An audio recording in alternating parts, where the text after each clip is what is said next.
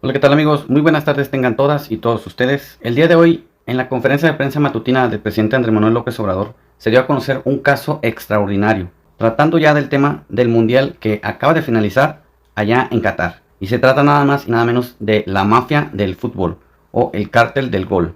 Realmente este periodista se rifó porque expuso un tema realmente muy delicado, donde expuso de cómo es que operan estos mafiosos dentro del fútbol y gracias a eso han tenido o han estado echando a perder a todas nuestras estrellas futbolísticas y que truncan sus vidas por ver cómo estos magnates cada día se hacen más ricos y no necesariamente a costa de su trabajo arduo, sino a costillas de las personas que realmente luchan por un sueño.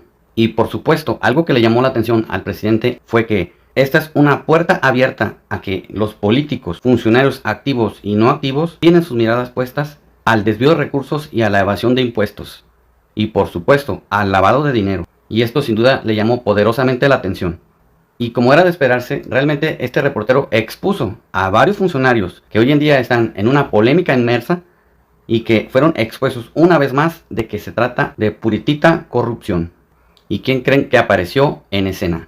Pues sí, así como lo podemos escuchar en este fragmento que les voy a poner a continuación del señor Ciro Murayama, quien es socio, partícipe de un club deportivo, el cual deja ganancias exquisitas y que existen varios funcionarios embarrados en desvíos de dineros estatales, ya que se desvían fondos del erario público de diversas dependencias, inclusive hasta del bienestar.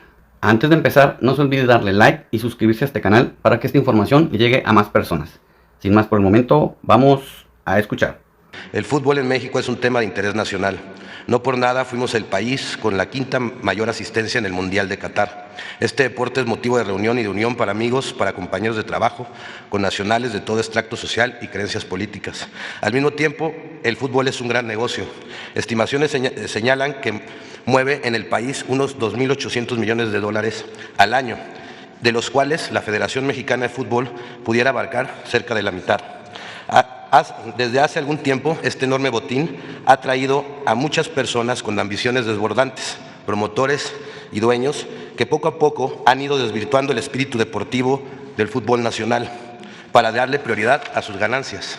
Este afán por el dinero los ha llevado a romper las reglas de competencia, a cerrarle el paso a talentos e incluso a incurrir en prácticas que son muy difíciles de no verlas como corrupción y evasión fiscal. El fútbol profesional es un negocio privado, eso es cierto, pero también es cierto que toca a la esfera pública.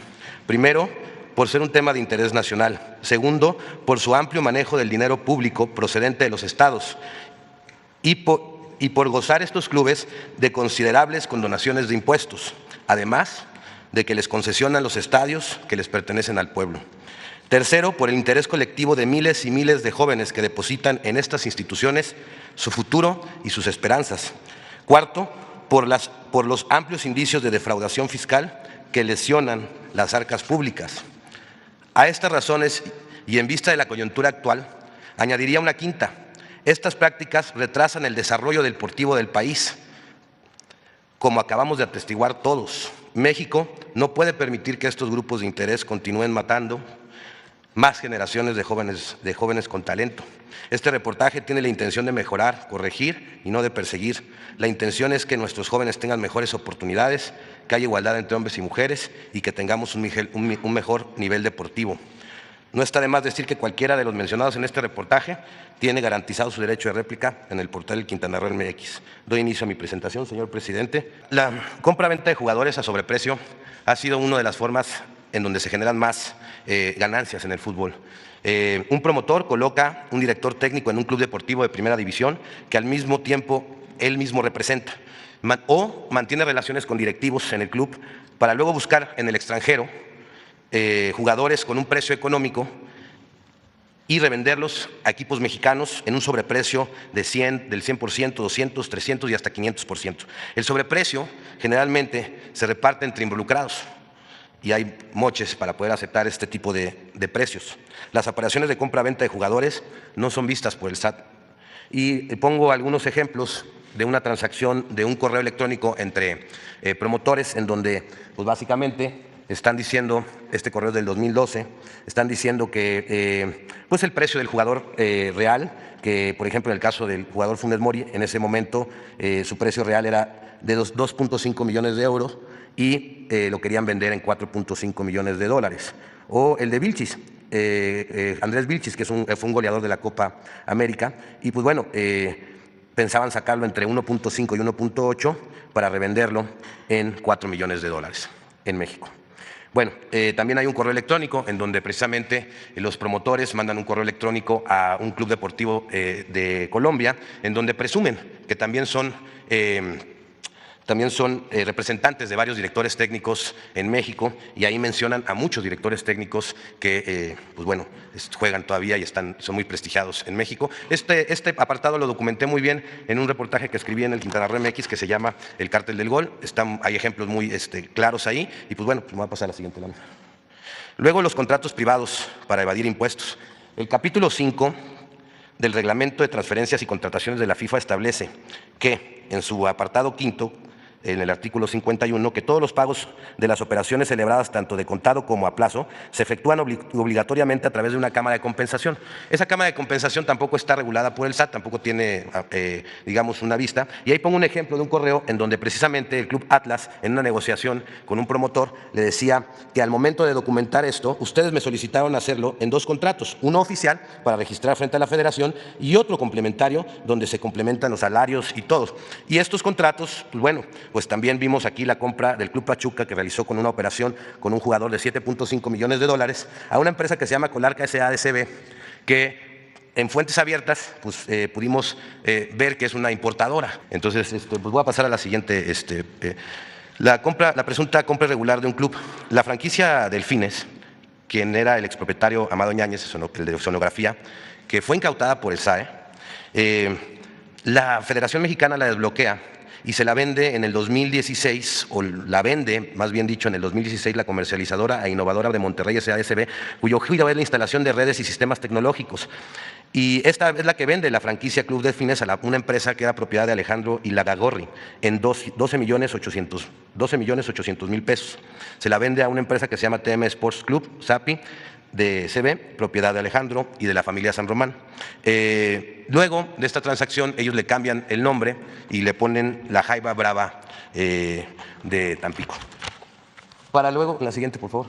Para luego, desde el gobierno de Cabeza de Vaca, empezar a bajar dinero público del estado de Tamaulipas en las cantidades que le dio. Esta información es de Elefante Blanco, donde le dio Tamaulipas 58 millones de pesos anuales a este club.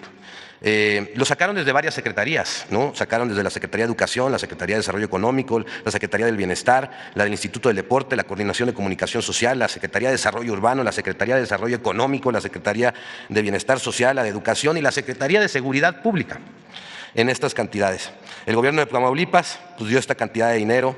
Y para la recepción de esos recursos, presuntamente Alejandro Ilagagorri presuntamente abrió una cuenta bancaria a espaldas de la familia San Román, o así lo confirma la información que tenemos en las manos, y la familia San Román se entera de estos contratos luego de que fueran publicados por el reportaje que se llama Jaiba Brava, del periodista Carlos Manuel Suárez, del portal Elefante Blanco. Pues pasaría otro ejemplo. Otro ejemplo de dinero público en el fútbol, el llamado modelo Pachuca. Murillo Karam le vende a Jesús Martínez el equipo del Pachuca en cerca de $1 millón cuando valía casi 10.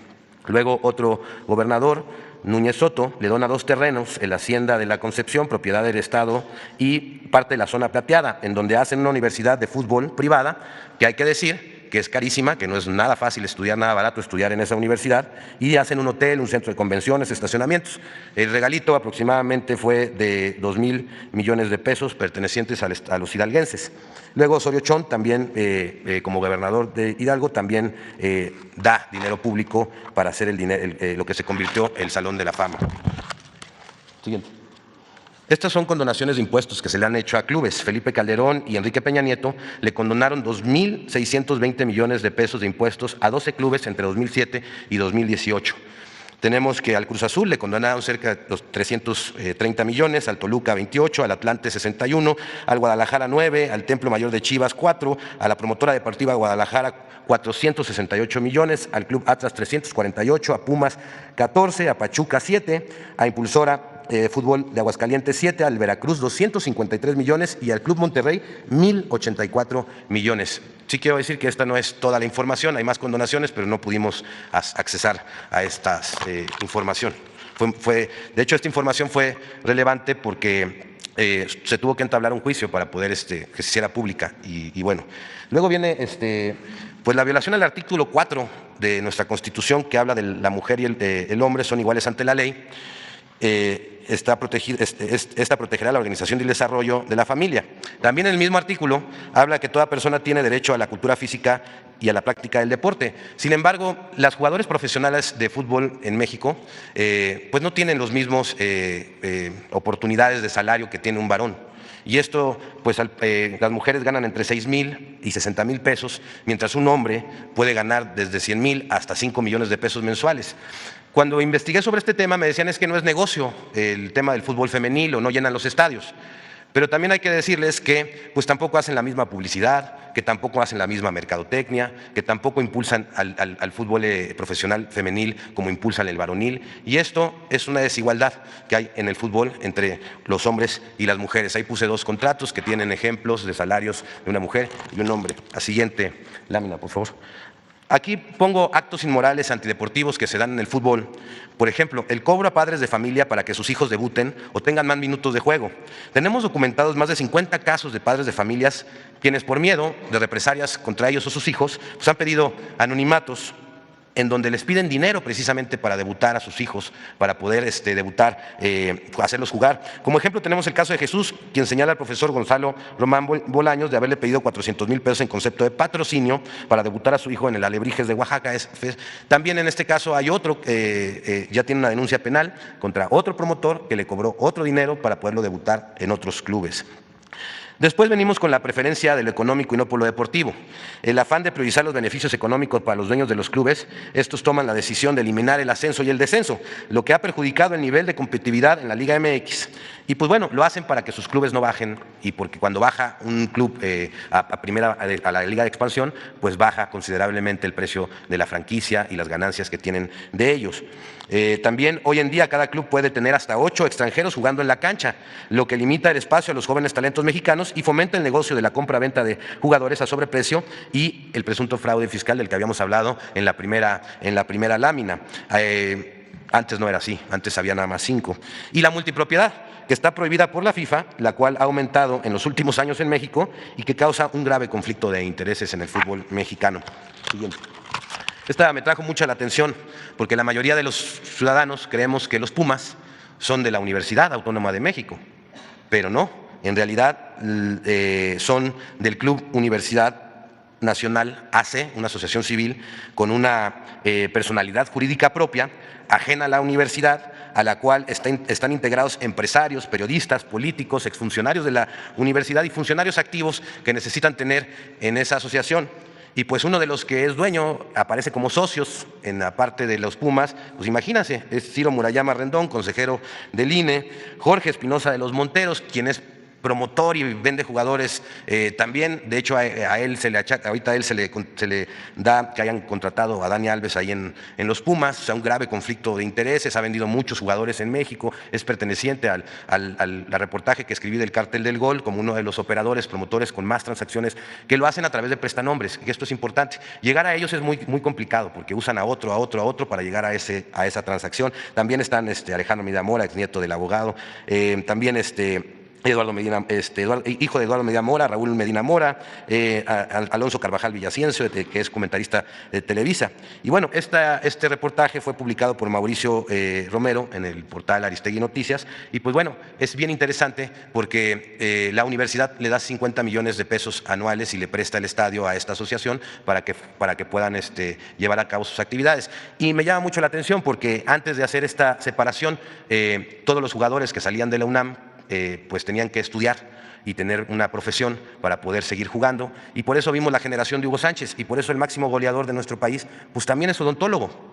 Y dentro de sus compañeros pues había veterinarios y otro tipo de profesionistas. Hoy en día ya no necesitan estudiar los jóvenes y muchos ponen su esperanza en el fútbol y después no los debutan y después los engañan, les cobran. ¿Y qué pasa? Pues se quedan sin una carrera, sin una aspiración o con una preparación académica y los frustran. Y tengo documentados varios casos de jóvenes que tienen 24 años, no los debutaron, son excelentes jugadores, han jugado en la selección nacional sub-15, sub-17 y después no los debutan en primera división y se quedan ya sin la esperanza y les rompen la esperanza y luego no saben ni qué hacer porque no estudiaron. Y eso no pasaba en la Universidad Autónoma y hoy sí pasa, ¿no?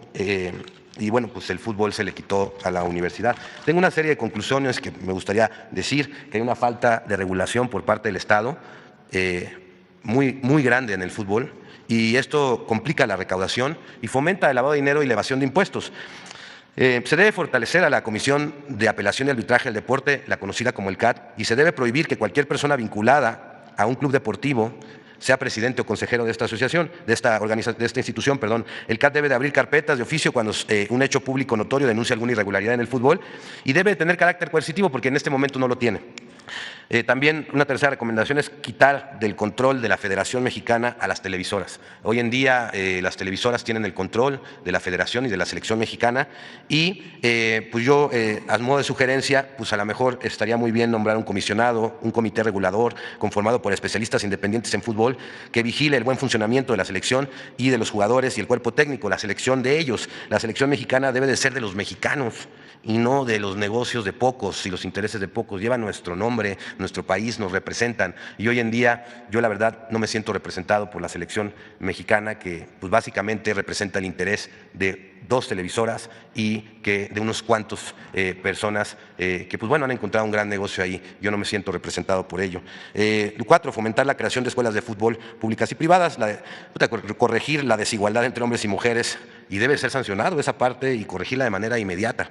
Y 6, todas las compras de ventas de jugadores deben regularse en un marco legal que cierre el paso al sobreprecio, a la evasión de impuestos y al lavado de dinero. Y 7, pues reducir la cantidad de extranjeros autorizados para jugar en la cancha y para que tenga cada club, para que tenga más oportunidades, porque aparte en los extranjeros está el negocio, no en los mexicanos. O sea, cuando hacen una compra-venta de un jugador, pues generalmente pues son extranjeros. Y el tema es muy amplio, hay muchas cosas que decir del fútbol, me hubiese gustado abarcar más temas, pero pues está el tema de Cruz Azul, está el tema de las Chivas, que es interesante el tema de las Chivas porque hay una sentencia que se tiene que ejecutar en la Corte para regresarle el equipo a una asociación civil que le vendieron de manera irregular al fallecido Vergara y que pues bueno, no han podido ejecutar su sentencia y regresar el equipo a la asociación civil. Y ese caso es bien interesante porque ¿qué pasó? La asociación civil de un plumazo y por palancas la convirtieron en una empresa privada. Es como si convirtiéramos la Cruz Roja de repente en un hospital privado. Y entonces, pues bueno, pues le quitaron el patrimonio a muchos asociados del Club Chivas. Hasta el día de hoy, 20 años después, no han podido ejecutar su sentencia, aunque es un amparo que ha dictado la Corte y no le han regresado el club a la asociación que le pertenecía. Pues eso sería todo.